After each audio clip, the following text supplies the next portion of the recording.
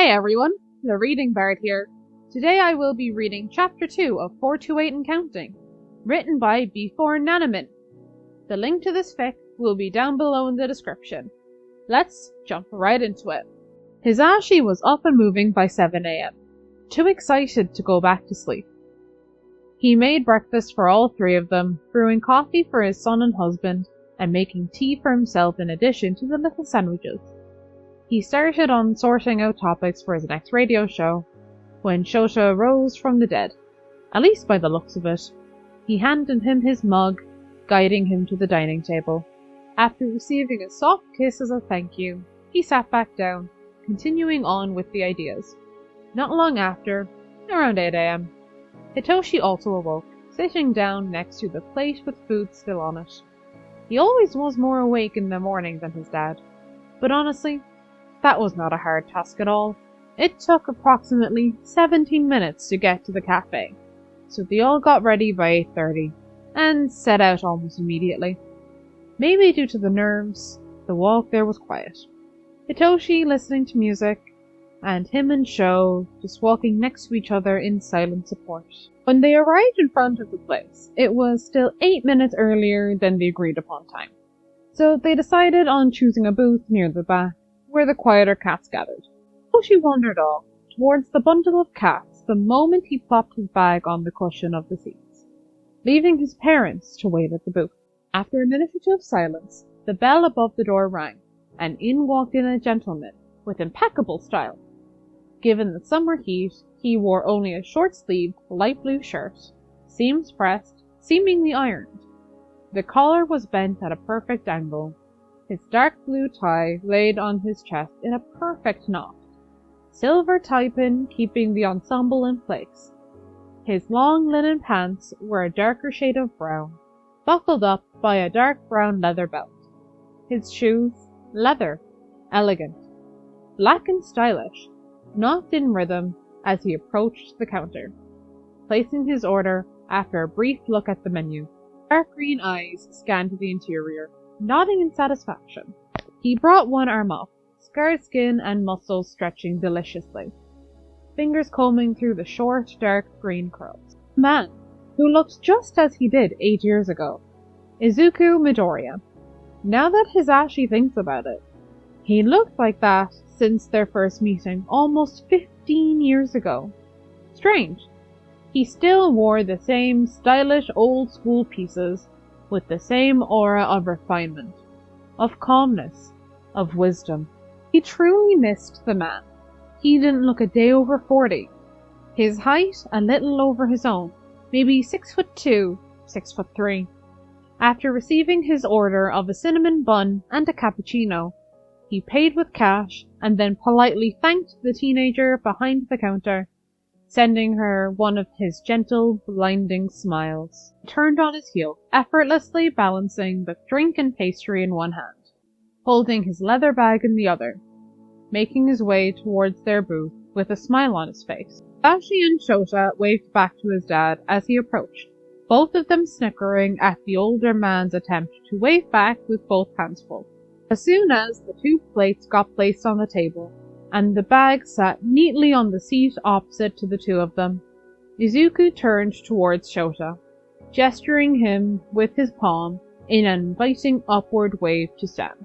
"Sho, I missed you so much. Come here," bringing his arms up, wrapping them around his son. Due to the height difference, Shota was nearly enveloped by the man, head peeking out just above the shoulder, strong arms holding him tight, one palm patting his back, the other securing them together as Izuku rocked a little back and forth. "God, you've grown so much. I remember you being just this tall, so cute and eager to learn about the world." Hizashi snickered at the man leveling his hand at hip height, a fond look in his eyes. His husband, on the other hand, was almost blushing, the pink spreading down his ears. Once the younger man had enough of being cradled like a child, he pulled back, Izuku letting him escape his hold. "Still not the touchy type, I see." Izuku sounded fond, if not a little disappointed, but full of love nonetheless. His eyes wandered to Hizashi, who looked at him expectantly. Hizashi sighed, an honest smile on his lips.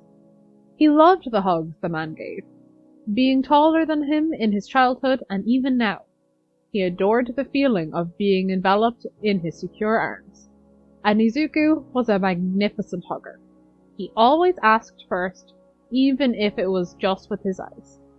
He pulled back when the other wanted him to, and never before it was prompted. It felt genuine and good. Hisashi all but melted into his hole, reminiscing this feeling of safety. "It's good to see you back, Midoriya-san." Izuku hit his head lightly, a dissatisfied click of his tongue along with it. "Now, I remember telling you to just call me Izuku, dear. We've known each other for so long. It feels weird to still be addressed so formally." Even if Shota's dad was an old school guy, he was an avid first name basis believer, letting anybody and their mother call him Izuku. Hisashi has only met a handful of people who either refused to call him that, or the man hated them enough to rid them of the right to do so. Got it. He let out a little giggle, somehow feeling like a teenager near the man. It must be how he hadn't changed a bit, like he was frozen in time entirely. Shota grumbled on the side, patting his husband's back gently. "Okay, enough of this. We're here on business. Sit down, your coffee's getting cold." Izuku whipped his head up, a devastated look on his face. Oh shit. It was soft, and almost inaudible, but the voice hero heard it loud and clear, being close to the man still and all. He giggled, letting Izuku go, sitting back down into his seat. It was rare to catch Izuku swearing. He never talked profanities in front of them as teenagers. Izuku flopped down on the cushion of the seat, taking a sip of his cappuccino, a relieved smile on his lips that it was still hot. He took a bite of his cinnamon bun, savoring the taste, eyes closed. Just as I remembered. Thank God they still have this. Hisashi nodded along. He too liked that specific pastry. "Oh, what business were you referring to earlier?" Izuku asked Shota, placing his bun back down on its plate, swirling his spoon in his drink. Hisashi looked at his husband anxiously, seeing the same nerves mirrored in his eyes. His face was as stoic as ever, but he can tell. And apparently Izuku can too, because his face became laced with worry, sitting up straighter. "Wait, is it that bad? Talk to me, Shota, if it's something I can help with." Shota shot him down halfway through that sentence. No, God no, nothing's wrong. Nobody died. No. It's just, well..." It was painful to watch. Hisashi grabbed his husband's hand under the table, grounding him and supporting him silently. "Lay it on me. You know I will love you no matter what, so bring it on. Who did you kill?" Shota snorted, a little laugh escaping his lips. "What? No, I'd never." Izuku always did this, made the nerves go away somehow. Hisashi exhaled, feeling himself relax a little. "So?" "Well, I kinda got married." I see. A pause. A beat of silence. Izuku stopped swirling the spoon.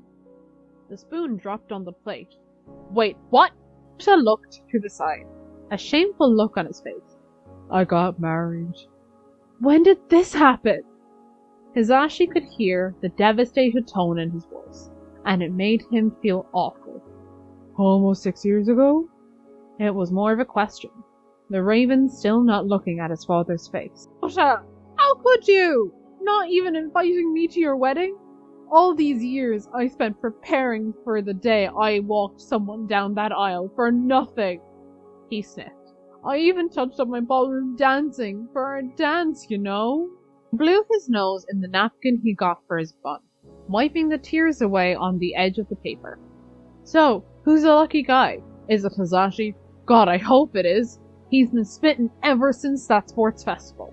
Both Hisashi and Shota blue-screened at that, mouth agape in his case, and Shota just sitting there, like when Nezu announced that he hired All Might. Not responsive. At all. "How'd you know?" Hisashi mustered up the voice to ask, shocked and relieved at the same time. "What do you mean? It was so obvious, and honestly very cute how neither of you noticed until second year. I was worried, in fact. It seemed like you got quite popular with the ladies towards the end there, and I was afraid your stupid and dumb teenage self would just go chasing skirts. Folded his napkin neatly, placing it on the table. But based on that reaction, I feel I worried needlessly. I wish you happiness, but I really am disappointed that I wasn't even informed about this progression. Hisashi felt even worse now. Shota worried needlessly, but this predicament might actually put a tear in their relationship. He doesn't want that, especially not like this, not due to this. We apologize. Sho thought that he was afraid of your reaction, let's just say. But after a while, in all honesty, he just forgot. Hisashi glanced at the man by his side, soul slowly coming back into his body. I have already scolded him for it, so you really don't have to. I was under the impression that you knew. He only told us about his failure to inform you yesterday, after your call. Who nodded along, but that last sentence made him freeze once again. Us? Us, you say? Shota chose that very moment to regain consciousness. Well, do you remember Hitoshi, the kid I always talk about? Absolutely, he's such a good artist. I have printed a copy of the photo you sent me of his drawing of that Cheshire cat. It hangs in my office on Island. Even David praised it, you know? Oh, the thing is... Hey Pops, can we get a drink? I feel like I'll die if I don't get caffeine very soon. He looked back and forth between the unfamiliar man and his parents. How his dad looked out of it, face buried in his hands, and how his pops seemed almost relieved he interrupted. Wrong time? And that's it for chapter 2 of 4 to 8 and Counting. I could not stop laughing while recording Izuku's trains of thought before Aizawa told him he was married, especially when asking, who did you kill? I had to retake that at least twice because I couldn't stop laughing, because Izuku's train of thoughts is always the most fun for me to record. Anyways, I do hope you all enjoyed. I know I did, and feel free to talk about your favorite parts down in the comments section below. I will be putting mine in, and I'm interested to see what other people enjoy. Until next time, this has been the Reading Bard, and I will see you all next time. Bye!